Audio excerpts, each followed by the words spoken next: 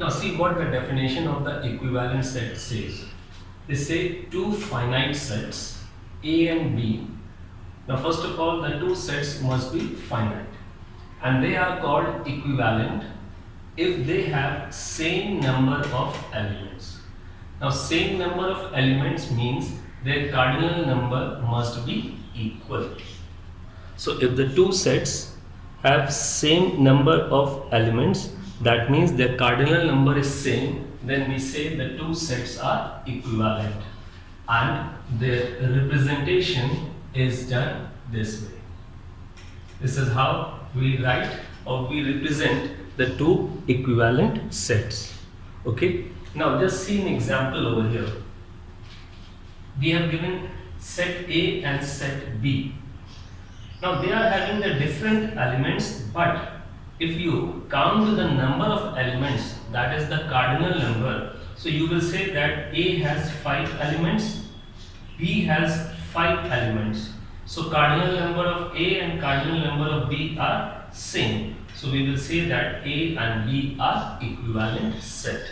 So hope this point is clear to you. When two sets are said to be equivalent if they have same cardinal number. Okay. Next we have equal sets. Two sets A and B are called equal if they have exactly the same elements. The elements in the two sets should be exactly the same. The order of the element may be different, but elements should be same. Now for that you see this example. Here you are saying, you see it is having the 4 elements B, L, O and W. This set is also having those 4 elements, though the order is different, but same elements. So these two sets having the same elements will be called equal sets. So we can also say if the two sets are equal, then they can be equivalent also. So remember, two sets, if they are equal, they can be equivalent, but it is not compulsory that if two sets are equivalent, they may be equal. No. So here you can see AB are equivalent, but they are not equal. But here the two sets are equal, and if they are equal, they will be equivalent also. Next we have subset. What is subset? Let A and B be any two sets. Then A is called subset of B if every element of A is also a member of set B. Right? If every element of set A is also the member of set B, then we can say that A is a subset of B. Now here you can see every element of A is contained in set B. So we can say A is subset of B. This example also, A is having element 1, 2, 3 and you can find these 3 elements contained in B. So you can say that A is subset of B and you are going to write it like this: A subset of B. In the other way, you can say that B contains the set A. So we can say that B is a superset of A. So here you can see each and every element of A is contained in B. So we can read it like this, that A is subset of B, or you can also read it as B is a superset. B is a superset of A. Okay, next we have proper subset. Hope this is clear to you. What is subset? If each element of one set are contained in the other set, then we say that the first set is subset of the second one, or the second one is called superset of the first one. Now, proper subset. Let A and B be any set. Let A be any set and B is a non-empty set. Then A is called a proper subset. Now see here, what is the difference between set and a proper subset? If every element of A is a member of B, and there exists at least one element in B which is not in A. See here, every element of A is contained in B, and B is having at least one element which is not in A. Then we can say that A is a proper subset, and we write it like this. You will put a comma and then write A is not equal to B. If A is not equal to B, then this symbol will be read as A is a proper subset of B if A is not equal to B. But if A is equal to B like here, then here you can read that A is a subset of B. You cannot read it that A is a proper subset. Remember, you can read A as a proper subset of B only if B has at least one element which is not in A. So if I give you these examples, these two. So here you can say that A is a subset of B. You cannot say A is a proper subset. Here you can say that A is a proper subset of B because at least there is an element in B which is not in A. So we can say that A is a proper subset. So we write it like this. Same way as you write A is a subset, but then you put a comma and write A is not equal to B. That shows that A is proper subset of B. So this is clear to you. If two sets are equal, then we can say A is a subset of B, or we can say B is a subset of A. We cannot call it as proper. Proper only if A and B are not equal. Then we can say one of the set, like here, A is not equal to B, because B is containing at least one element which is not in A. So A is a proper subset of B. Okay, then if the cardinal number of a set is M, then how many subsets of that set can be formed? This is the formula 2 raised to power of M, where M is cardinal number. And how many proper subsets? 2 raised to power of M minus 1. So these are the formulas which will give you number of subsets and number of proper subsets. Okay, now the power set. The set formed by all the subsets of a given set A is called the power set of A. Now see what this says. The set formed by all the subsets. Now suppose you are given a set A. You will write down all the subsets of A, and then you will form a set of those subsets, and it will be known as a proper subset. Sorry, that will be known as a power set. Now see, for this you must remember that null set is a subset of every set. Null set is a subset of every set, and a set itself is a subset of itself. Now for example, let's take this one that will make it clear to you. We have a set A with 3 elements. So we will say that cardinal number of A is 3. Now suppose you are asked to find how many number of subsets will A have. So you will apply this formula 2 raised to power of M. This is 2 raised to power of M. So here M means cardinal number. So what is the cardinal number of A? It's 3. So how many subsets? 2 raised to power of 3, that is equal to 8.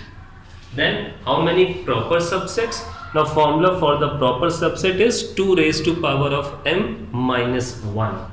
So here M means cardinal number, it is 3. So 2 raised to power of 3, that is 8 minus 1, 7. Now I will tell you how to write the subsets of a given set. So suppose this is a set A and you are asked to write all the subsets of it. Now subset means any set whose elements are contained in the other one. Now see here, now you have to write the subset of A. Now first of all, 2 points you must keep in mind, that null set will be a subset of every set, and the set itself will be a subset. Now see here, how many number of subsets by the formula? 8. Okay. Now 1 is the null set and 1 is the set itself. So these are the two subsets. Whenever you are asked to write the subsets of a set, you first of all write these two. One, you write a null set as a subset and the set itself is a subset. These two. Now you write the subsets with one element, only one element, that is 1, 2, 3. Then you write the subsets with two elements, 1, 2, 1, 3, 2, 3 and so on, and in this way you can write all the subsets of a given set. Okay, next we have universal set. The set that contains all the sets under consideration in a given problem, that is called the universal set. Now suppose you have to write the elements for set A, for set B, for set C. There are 2 or 3 sets and you have to write the elements for those sets. So if the elements of all these sets are considered from a single set, then that single set from where you are considering the elements of those considered set, that will be known as the universal set. We have the symbol for the universal set.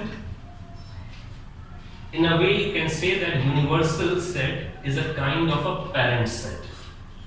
Every set under consideration is a subset of the universal set.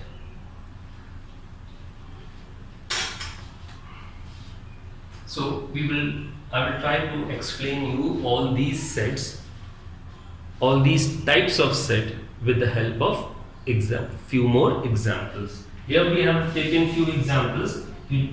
I just want you all to go through these examples and try to relate it with these definitions. See, once again I am going through it. A is having 5 elements, B is having 5 elements. So the cardinal number of A and B are the same. So that means they are equivalent set. If cardinal number of two sets are same, we call them equivalent set. Now for equal sets, if the two sets have same elements, not the number of elements, they should have the same elements. Now these two sets have the same elements, so they are equal sets. And remember, equal sets are always equivalent, but the reverse is not true. Then subset. If all the elements of set A are contained in B, either you take this example or you can take this example also. All the elements of A are contained in B, so you will say that A is contained in B or A is a subset of B. In the reverse way, you can say that B is a superset of A, because B is containing all the elements that are in A. But if B contains at least one element which is not in A, in that case we say that A is a proper subset. In that case A is called the proper subset. Now in this case A is subset of B. You cannot call it a proper subset. You will say that A is a subset of B. But in this case, you will say that A is a proper subset of B. And it is written like this. If you write only this much and you don't write this, then this is called A is a subset. But as you can see, B is having at least one element which is not the part of A. So you have writing A is not equal to B, and then this will be read as a proper subset. Then how to find the number of subsets? 2 raised to power of m. This is the formula. And what is m? M is the cardinal number. How to find the number of proper subsets? 2 raised to power of m minus 1, that is the formula. So in this example, A was having 3 elements, so cardinal number of A was 3. So the number of subsets 2 raised to power of 3. Number of proper subsets 2 raised to power of 3 minus 1. and then how to write all the subsets. Now if you are writing all the subsets, then what will you do? First of all, you write a null set. Null set is subset of every set. Then you write the set itself. You are writing the subset of A. A is 1, 2, 3. So you write this. So this is also the subset. And then you write with single elements, then double elements, or. So hope this is clear to you. If not, then you can once again go through the video. Now I will try to explain you all these with the help of examples. Few more examples.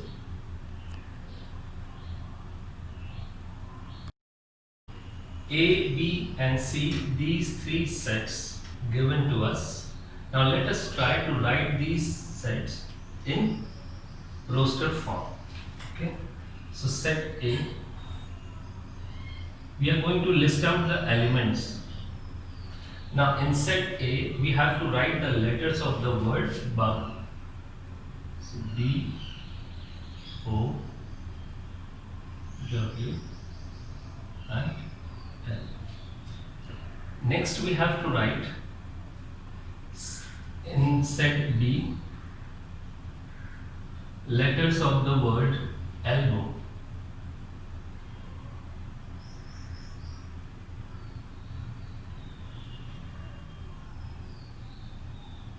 And C, we have to write the letters of the word below. So below we will write it like this: B, E. Now remember, when you are writing the set, you cannot write an element twice in the set.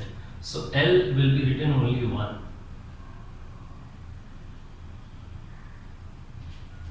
Now if you see, then the cardinal number of A over here is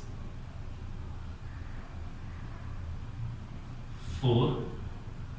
Cardinal number of B is equal to 5, and cardinal number of C is also equal to 5.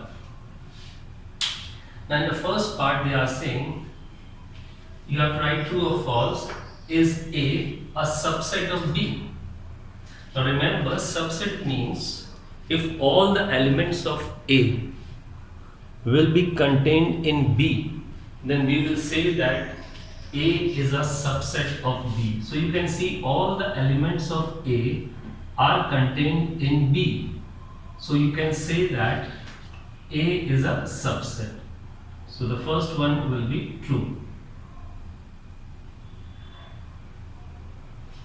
because all the elements of A are contained in set B, so it is true. Second one, B is a superset. This is, or you can say B contains A. Now see, this is A is a subset of B, or in other words you can read it that A is contained in B. In the same way, this can be read as B is a superset of A, or B contains A. So as you can see that B is containing A, so you can say that B is superset of A. So the second part will be true. Hope this point is clear to you. It's a superset. C, as you can see, elements in B and C, they are same elements. Order may be different, but the elements are same. So we can say that B is equal to C. So this third one is also true. Coming to fourth one, B equivalent to C. As you can see, cardinal number of B and C is same. So they are equivalent. So that is also true. Now the fifth part, A is a proper subset. Now what is the definition for a proper subset? Now A can be proper subset of B only if there is at least one element in B which is not in A. Now if you look at this element E, this element is not in A. So at rest of the elements are same, but there is at least one element in B which is not in A. So here we can say that A is a proper subset of B. So that is also true.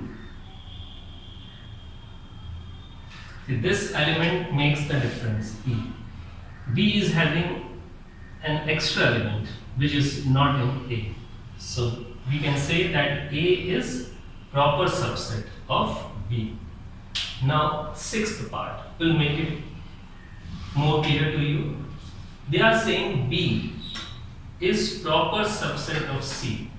Now see, there should be one element, at least one element in C also that is not in B. No, it's not so. So we cannot say that B is proper, because if B is to be proper subset of C, then there should be at least one element in C which is not in B. And we are not finding that condition over here, so that means the sixth part is false. So hope through this example, the definitions that we did will be clear to you. Equivalent, equal, subset, superset, proper subsets. So these will be clear to you from this example. So you can pause and note it down.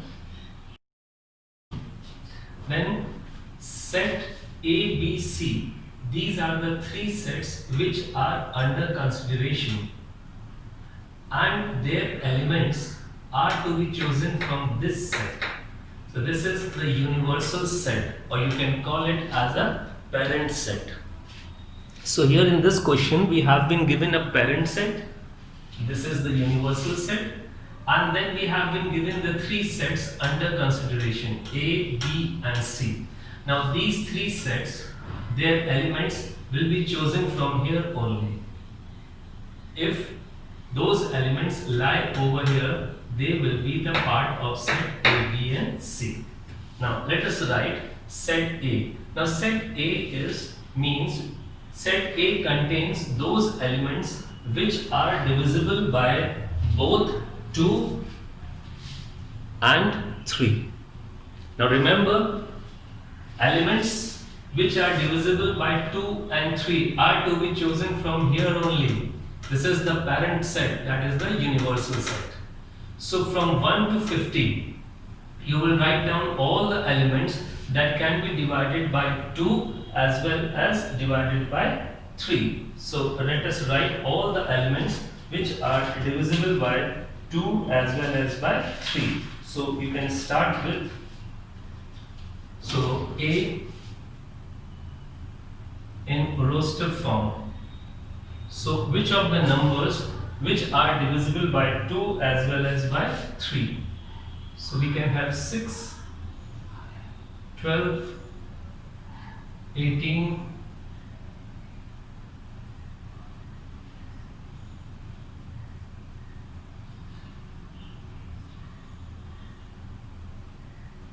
'So see, we cannot go beyond 50 because this is the parent set, that is the universal set. So you have to choose from there only. So you cannot go beyond 50. Remember this. So these are the elements which will belong to set A. Set A is having only those elements which are divisible by 2 and 3 both. Now coming for the set B. Now set B has the element x, where x is equal to n square and n belongs to natural number. Now we know that natural number, they start from 1. So 1 by 1, from here you will put the number over here and you will get value for x. But that value of x should be present over here. So if you start with 1 and you put 1, you get 1 square, that is 1. You put the second one, 2 over here, so this becomes 2 square. So x is equal to 4, 4 is there. Next value is 3, you put 3 over here, it becomes 9. So x is equal to 9, 9 is existing over there. In this way, you will next put the value 4. Then you will put 5. Whichever value you will put, see, n belongs to natural numbers. So these natural numbers will be substituted over here, and then you will take square of them and will give you x. And the last one will be 49. We cannot go beyond 49 because if you take 8 from here and you put 8 over here, this is x is equal to 64, and you can see 64 is not there. So this will be the end for this. C. Now for C, x is a factor of 42. So you have to write the factors of 42. That means the numbers which will divide 42. So it's 1, 2, 3, then you have 6, 7, 14, 21 and 42 itself. So here we have written these these sets in roster form. So in the first step, they have asked you to write the 3 sets A, B and C in the roster form.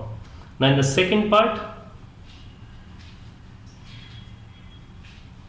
you have to state whether A is equal to C. Now you can see for equal sets, it is compulsion that the elements should be same. Now A and C, they are not having the same elements. So answer for second will be no. See, second one, state A is equal to C. No, A is not equal to C.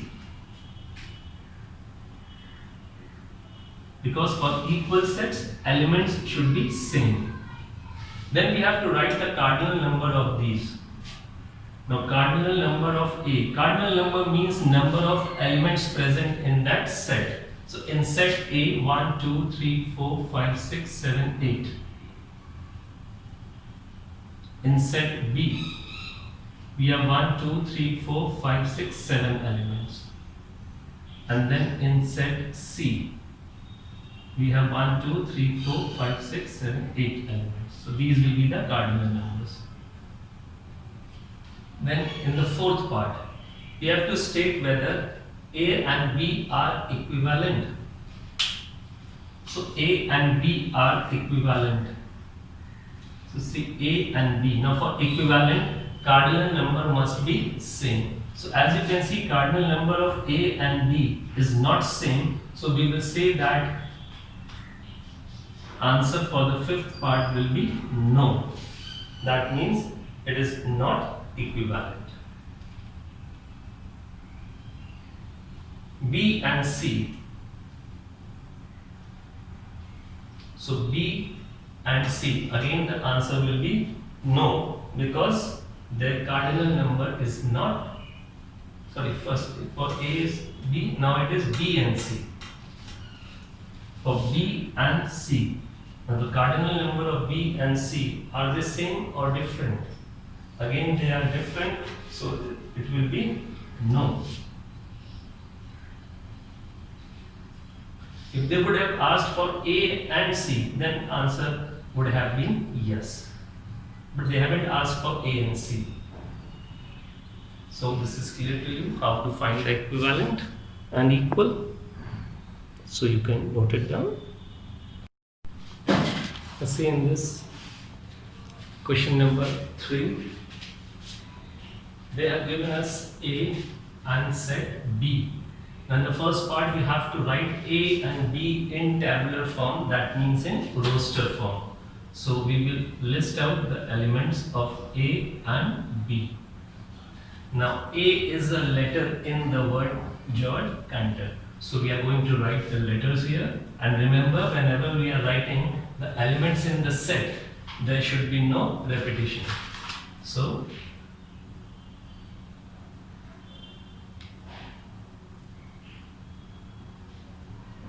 G cannot be written, E cannot be written again, then C,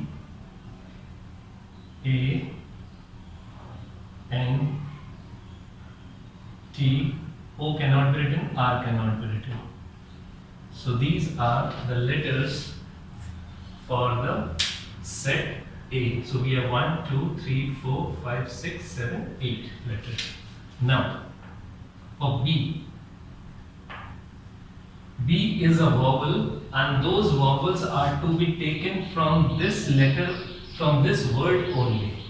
So how many vowels are there in the word George Cantor? So we can see we have E as a vowel occurring in it, we have O and we have A. Remember, you cannot write all the vowels in the English alphabet. They have asked you to write the vowels which are occurring in the word given over there, George Cantor. So you have to write these vowels from that word only, not from the English alphabet, all the English alphabet. Okay. Now in the second part, we have to write cardinal number of A and B. So cardinal number of A is 8 and cardinal number of B is equal to 3. So this we have written cardinal number of A and B. Now the next part, third one, we have to write number of proper subsets of A. Okay, now what's the formula for number of proper subset? Formula for this is 2 raised to power of m minus 1. Now remember, here m means cardinal number. So we are writing the number of proper subsets of A. See, here you have to write the number of proper subsets of A. So what is the cardinal number of A? So cardinal number of A is 2 raised to power of 8 minus 1. And 2 raised to power of 8 is 256 minus 1. So it will be having 255 will be the number of subsets, proper subsets, not subsets but proper subsets. Hope this is clear to you. Now coming to the fourth part. We have to write number of subsets. Now what is the formula for number of subsets?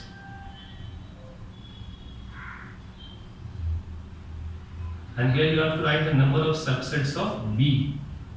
So formula is 2 raised to power of m. Now you have to write subsets of B. Number of subsets of B, and the cardinal number of B is 3. So 2 raised to power of 3, that is 8. Coming to the fifth part. Now in the fifth part, you have to write the power set of B. Now what was the definition for the power set? Definition for the power set is you write all the subsets of B and then make a set of it.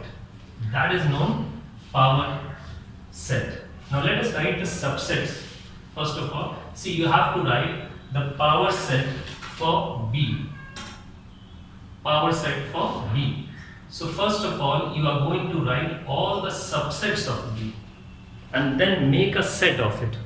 So now whenever you are writing the subset of any set, first of all you write a null set, because we know that null set is a subset of every set. So first will be this. Then you write the set itself. Now you are writing subset of B. So first of all the null set, and then you write B itself also. So B is E. Your first step to write all the subsets will be, first you write a null set and then you write the set itself.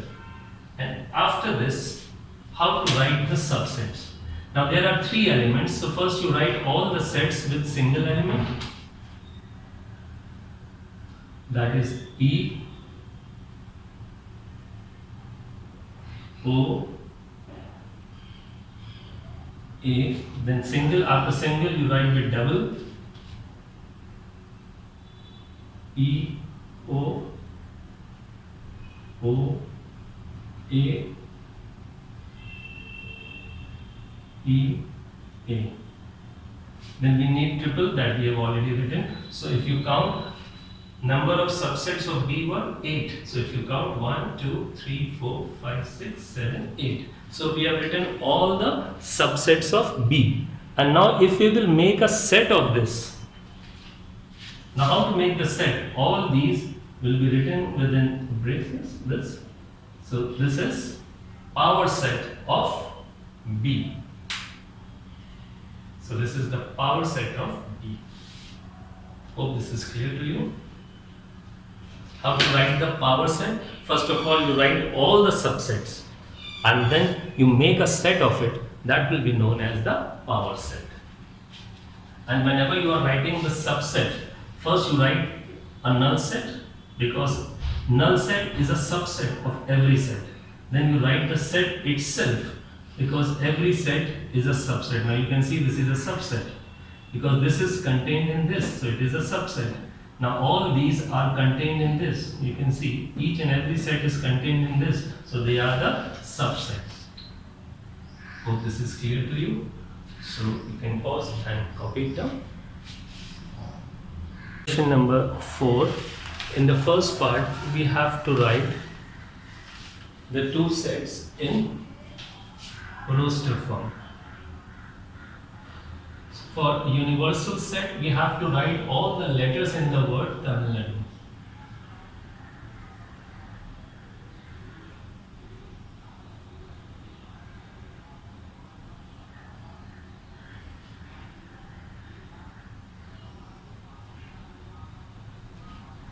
And for X, X is a vowel and it is to be selected from universal set. So from here only you have to write down the vowels.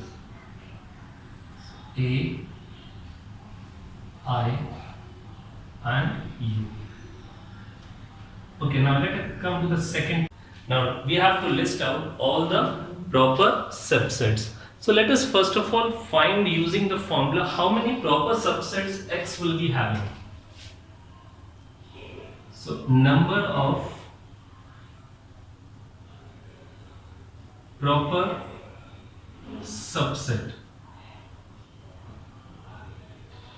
of X. So this is the formula, 2 raised to power of m minus 1. This is the formula, 2 raised to power of m minus 1, where m is the cardinal number. So let's see. It will be 2 raised to power of cardinal number of X. You see, cardinal number of X is equal to 3. So 2 raised to power of 3 minus 1. So that will make it 8 minus 1, that is 7. So how many proper subsets will be there? 7. Okay, now how to write these proper subsets? You write all the subsets. You write all the subsets excluding the set itself. Now we know that every set is a subset of itself. But when we are writing a proper subset, we have to exclude that subset. So first of all, when you are writing all the subsets, you have to start with null set. So we have started with the null set because null set is always subset. Next, I told you that you will be writing the set itself. But if I write this set here as a subset, it will be a subset, but it won't be a proper subset. So remember, whenever you are writing the proper subset, you will exclude the set itself. Remember, a set itself can be a subset, but set itself cannot be a proper subset. So we are going to exclude this. Next, we are going to write all the subsets with single elements.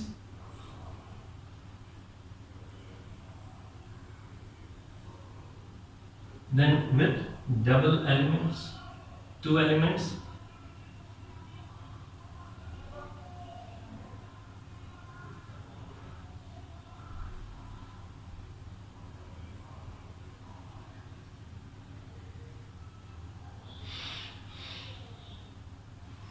So you can count how many proper subsets. 7. 1, 2, 3, 4, 5, 6, 7.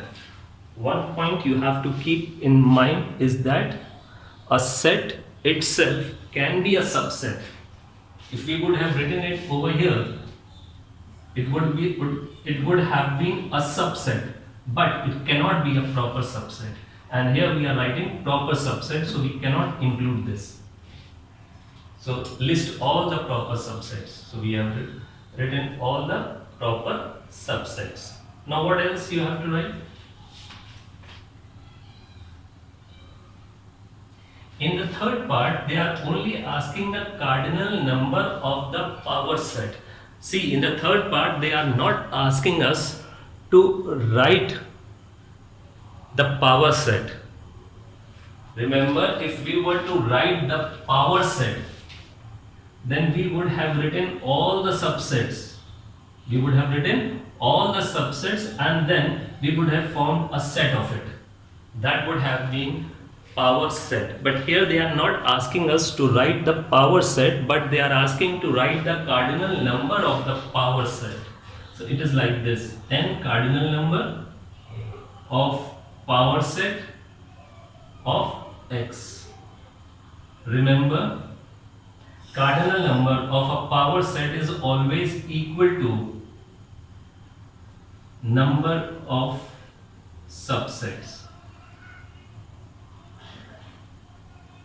Keep this in mind. And what is the formula for number of subsets? 2 raised to power of cardinal number and 2 raised to power of n. So the cardinal number of x is 3. So 2 raised to power of 3. So that will give you 8. So cardinal number of the power set will be 8. Remember, in third part we have not been asked to write the power set. If they would have asked us to write the power set, then we would have written all the subsets in a form of a set.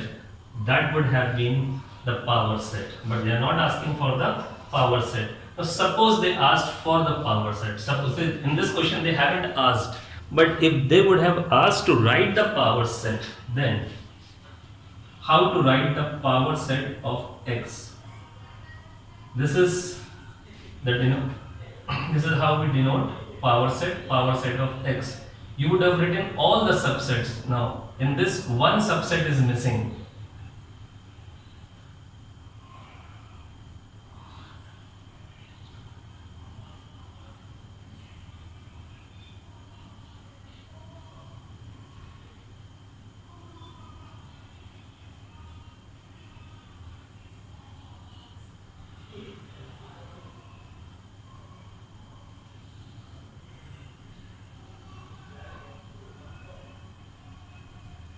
Now which subset was missing over here when we have written the power subset? The set itself was missing. That is A, I, U. This was missing. Now we have got all the subsets. And now if you make a set of it, then this is called power set. But we have not been asked to write the power set. I have just explained you how to write the power set. So you can note down this. Given two finite sets A and B which have number of elements as m and k. Now first of all we can write cardinal number of A as m, and then we can write the number of subsets 2 raised to power of n. Now B is having k elements, so cardinal number of B is k and the number of subsets is 2 raised to power of k. Then we can also write cardinal number of the power set of A. Now remember, cardinal number of power set is equal to number of subsets. So 2 raised to power of n. Similarly, cardinal number of power set is always equal to number of subsets, that is equal to 2 raised to power of k. So here we have written this much. Hope this much is clear to you. Now you see here, first of all they have given us the ratio of the cardinal number of power set. So they have given us a ratio of cardinal number of power set. These are the cardinal numbers of power sets. So their ratio is given. So see, they have given us ratio of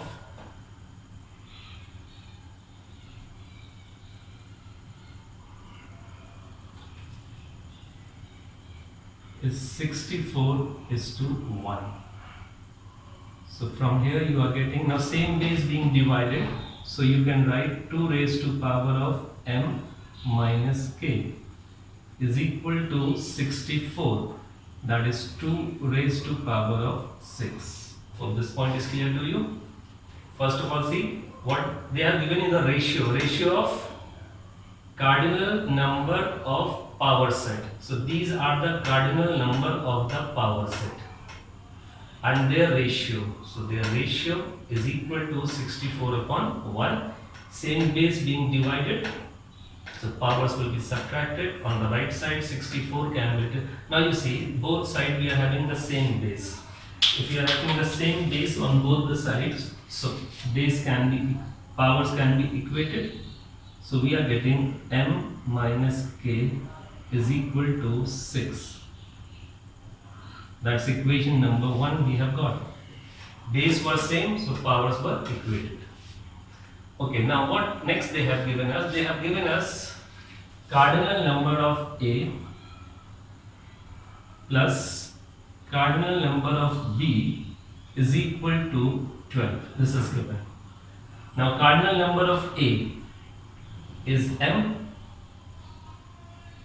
and cardinal number of B is k, that is equal to 12. So we have got these two equations. So now we will be solving these two equations to get value of m and k.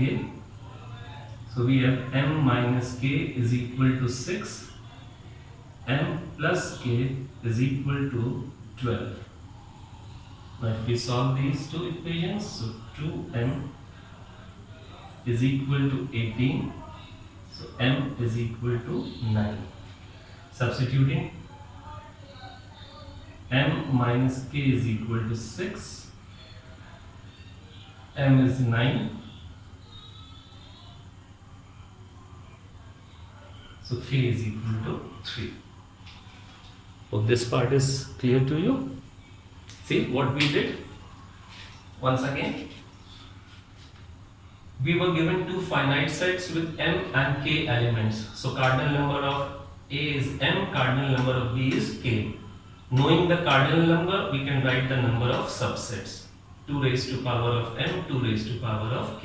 Now remember, whatever is the number of subsets, same is the cardinal number of the power set. So cardinal number of power set will be equal to number of subsets. Both the cases.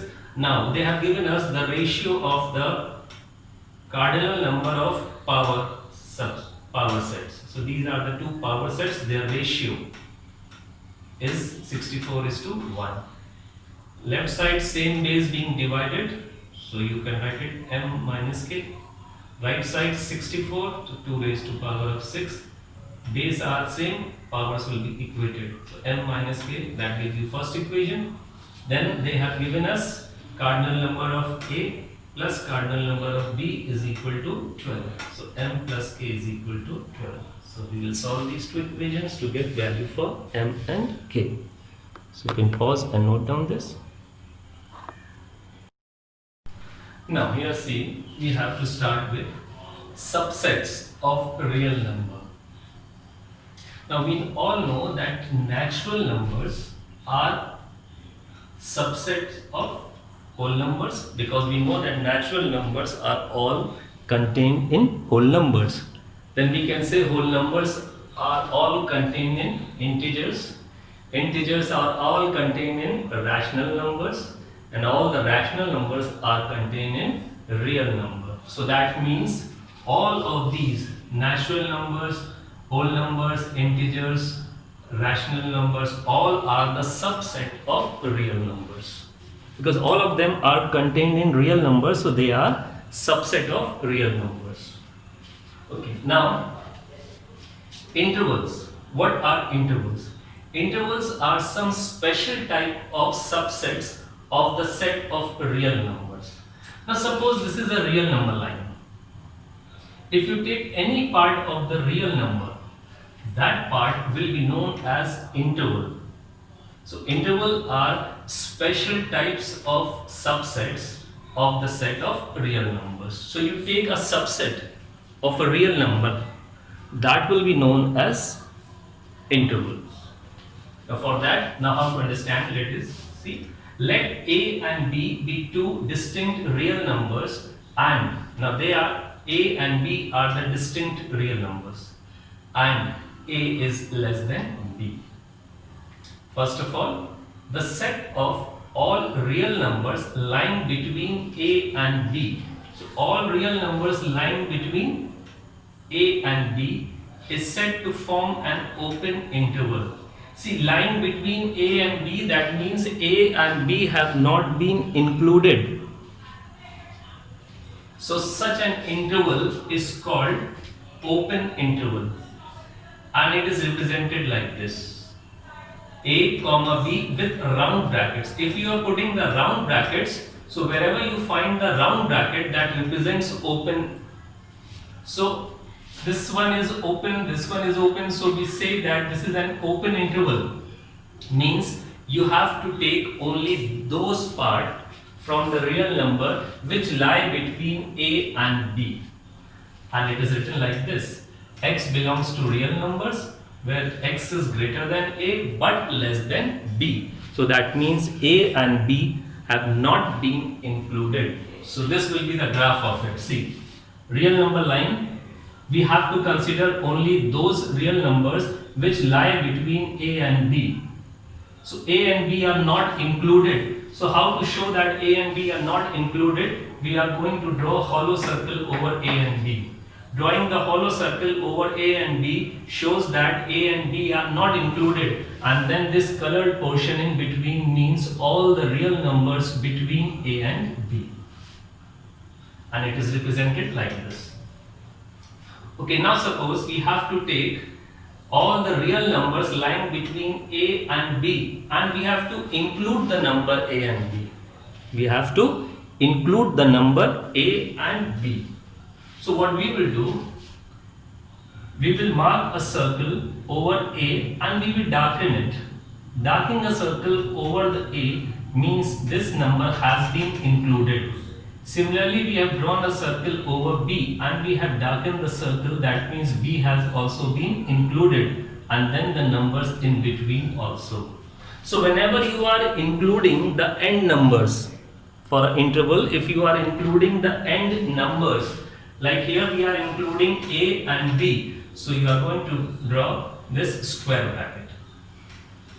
See, in the previous one, A and B were not included. So round bracket means A and B are not included. Square bracket means A and B are included as well as all the numbers in between. Here also, excluding A and B, all the numbers in between. So hope these 2 points are clear to you. Round bracket with A and B means all the numbers between A and B, excluding A and B. All the numbers between the square bracket, all the numbers between A and B, including A and B. Hope this is clear to you. Okay, now the set of all real numbers lying between A and B, including the number A. See, we are saying including the number A. We are not including B, only A. Now remember, whichever number is included, on that side you have to put a square bracket. So here we need number lying between A and B and including A. So B is not included, so we are going to write the interval like this: A, B, we have to include A, so square bracket.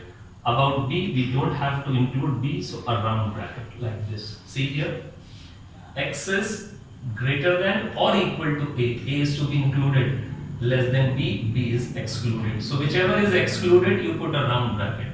And whenever a number is included, you will put a square bracket. Now how to represent it on the number line? See, in between A and B, you need all the numbers, so we have darkened in between A and B. Then we have drawn a circle. We are drawing a circle over A because, and we are darkening it, that means A is included. But hollow circle over B, that means B is excluded. Similarly in this one, see, it is like this. So in between you require all the real numbers in between A and B, including B. So we have made a square bracket on the side of B, and here A is excluded. See, in the previous one A was included and B was excluded. Here A is excluded and B is included. So when you draw it on the number line, so a hollow circle over A because A is excluded, but a darkened circle over B because B is included. I think this you have already done in class 10th also.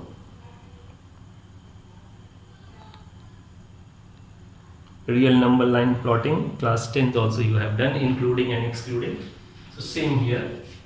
So when one side is included and the other side is excluded, so this side is included, left side, and the right side is excluded, we call it closed open.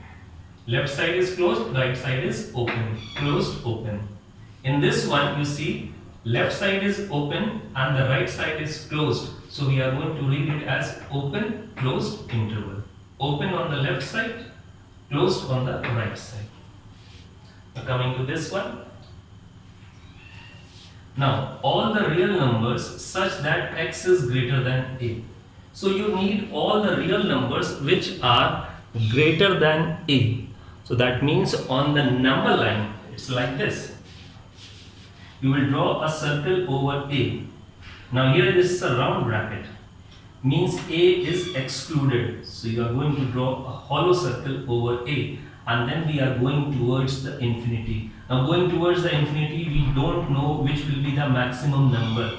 So infinity is never included, so it will be a round bracket. For infinity, it will be always a round bracket. It will never be included because infinity means number which is greater than the biggest one. So it will go on like this. Now see this one. X is greater than or equal to A. So x is equal to A. A is to be included and then the numbers greater than A. So it will be written like this. A included, so square bracket and then greater than positive infinity. Greater than means positive infinity. So see, A is included. We have drawn a circle over A and darken it, and then greater than A, so all the numbers on the right side like this. It is represented like this. Okay, now let us read this one. X is less than A. You need all the numbers which are less than A. Now on the number line, this is your A. On the right side are the numbers which are greater than A. On the left side, we have the numbers which are less than A. We need X is less than A.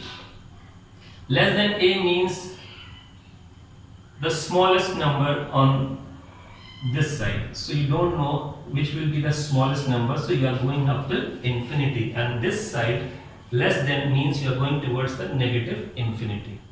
So negative infinity, round bracket. A is not included, so again a round bracket. Now A is not included, so a hollow circle and towards the negative infinity. This side you have the negative infinity, and this side you have the positive.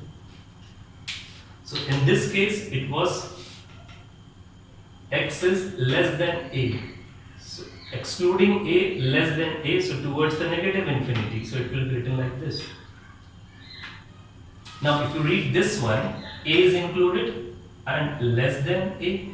So you're going to read it like this. X is less than or equal to A. Means you have to include A and then less than A. So less than A towards the left side. So when you are going towards the left side, towards the infinity, it is negative infinity, and if you go greater, it is positive. So negative infinity, and as A has been included, equal to A, so square bracket. Hope this is clear to you. Wherever you are including a number, you are going to put a square bracket, and wherever you are excluding, you are going to put a round bracket. And remember, for infinity we never included, so always a round bracket, whether you are going towards the positive infinity like this, positive infinity, or towards the negative infinity, round bracket. Now the set of real numbers is an infinite interval. Now if I draw a real number line, and real number line starts from minus infinity to plus infinity around by, and this will be the representation. This is 0 towards the right side, positive infinity, towards the left side, negative infinity. So this is how we will represent subset of real numbers. So this is the representation of subsets of real numbers on a number line. Hope this is clear to you. Finally, once more, if you are not including the number, it's a round bracket, and that is called open interval. If you are including the numbers, then it's a square bracket, that is called closed interval. If one end is included, other is not. So the one which is included, square, one which is excluded, round, and this will be read as closed open interval. This side closed and this side open. Now if you consider this one, so it is open on the left and closed on the right. So you are going to read it always left to right. So this will be read as open closed interval. And when you are dealing with infinity, it will be always open on one side. On the infinity side, it will be always open. Now this is from a to infinity. So it is an infinite interval. A to infinity, including a, again infinite interval. A to minus infinity, again infinite interval. A to minus infinity, including a, so again infinite intervals. So hope this is clear to you. So if not, you go through the video once again and you try to read the written form, and then it might be clear to you. So you can pause and copy down this.